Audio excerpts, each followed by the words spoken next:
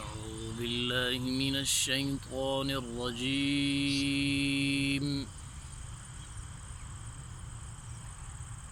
بسم الله الرحمن الرحيم.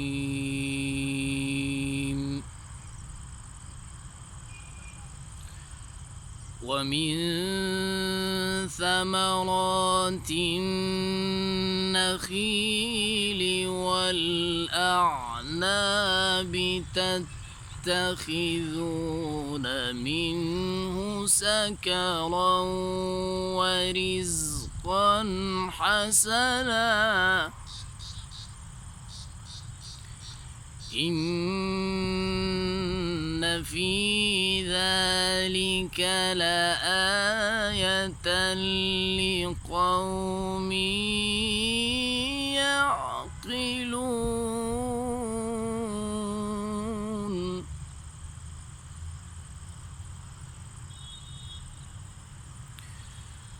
وأوحى ربك إلى النحل أن اتخذي من الجبال بيوتا ومن الشجر ومما يعرشون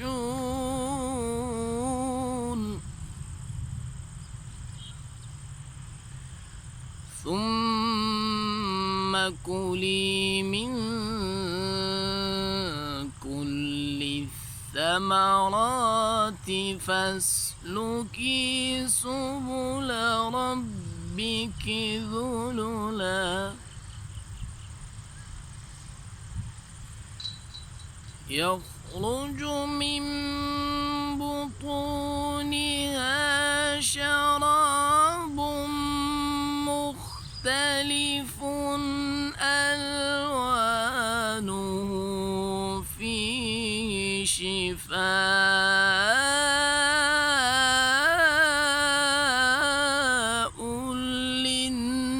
للناس إن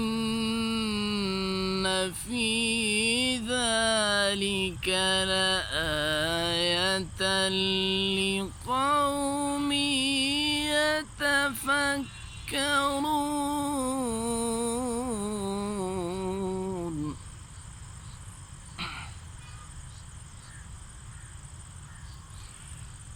ثم كلي من كل الثمرات فاسلكي سبل ربك ذللا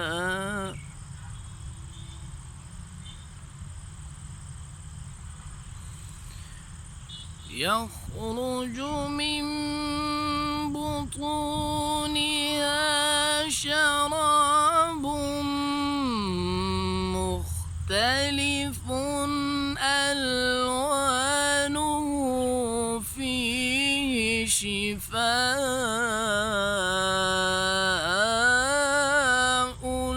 للناس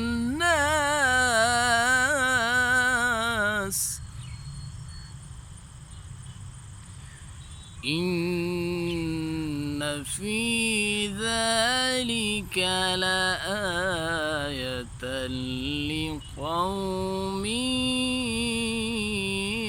يتفكرون.